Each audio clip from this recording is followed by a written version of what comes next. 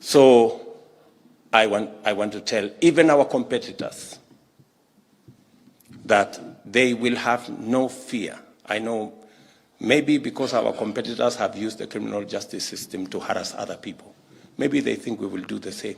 I want to promise the country we will not do it, because it is primitive and it is backward. We want to live in a society that is free.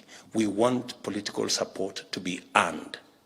We want friendship to be built.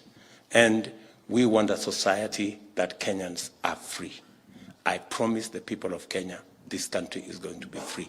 That's why, as I said the other day, we will all go back to our normal phones. Nobody will tap your phones to criminalize your relationship or your friendship or your political association.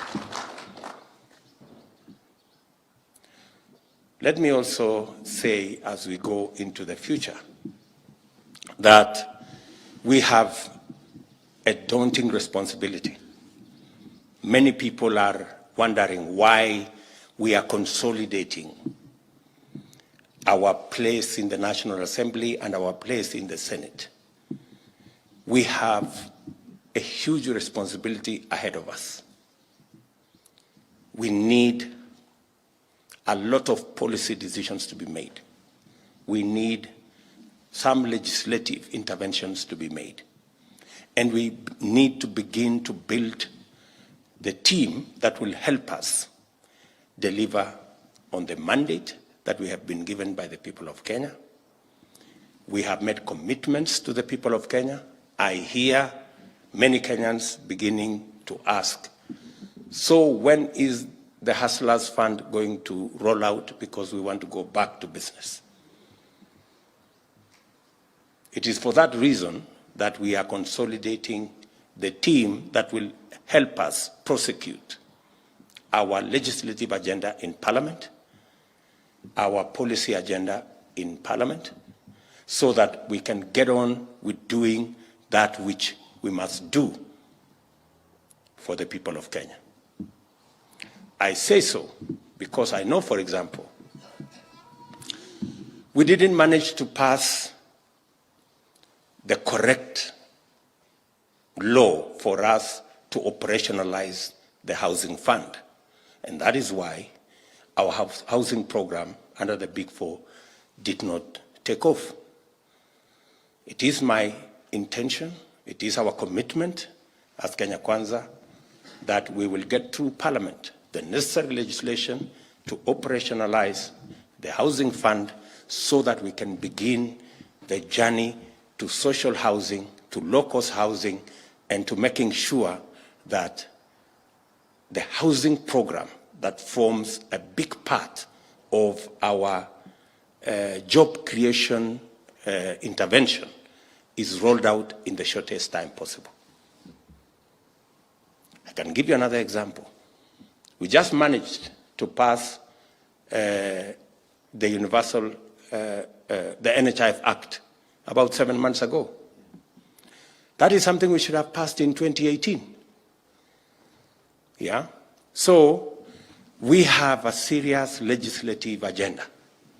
And that is why the coming on board of UDM gives us that much more leverage to be able to drive our legislative agenda in the National Assembly and the Senate, so that we can live up to the expectations and the commitments we have made to the people of Kenya.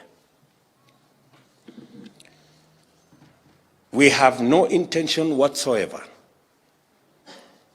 to limit the capacity of our competitors to provide oversight over our administration. We are looking forward to a robust engagement. We are looking forward to our competitors providing oversight so that the people of Kenya can get value for the resources we have. They can get value for the vote, for their votes, by making sure that we have a government that delivers.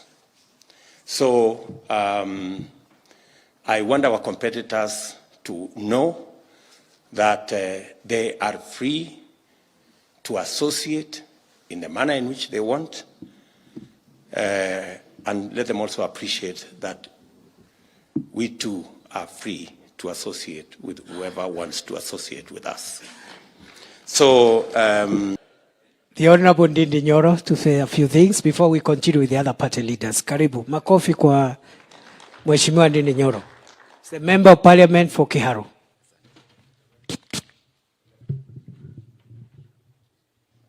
Thank you very much, Professor Kithure Kindiki, our President-elect, His Excellency William Ruto, na viongozi wetu wote. Good evening. Mimi nimefurahi sana kuwa katika hii hafla ya leo kama member wa Kenya Kwanza, kwa sababu nyumba yetu inaendelea na kuwa kubwa. As Professor put it, kuna vyama tulianza nazo hapo beleni, pre-election, na sasa naona even after election, we are attracting many more members, and especially based on our policies and our plan, the bottom-up plan ya kupeleka Kenya yetu mbele. Ile cha muhimu ni watu wote wajue ya kwamba Wakenya wako na uhuru wa kuungana, na kama wale wamedhulumiwa kwenye wamekuwa, wako na uhuru wa kuja katika nyumba ambayo inaheshimu Wakenya wote. Na ndio maana tunakaribisha UDM tukiongozwa na party leader Ali Roba na viongozi wengine wote. I also want to take this opportunity to congratulate our President-elect, His Excellency William Ruto, na viongozi wote wa Kenya Kwanza. And I want to assure the Kenyan people, as a person who is close to our President, that our plan will start in earnest. Immediately we are given the instruments.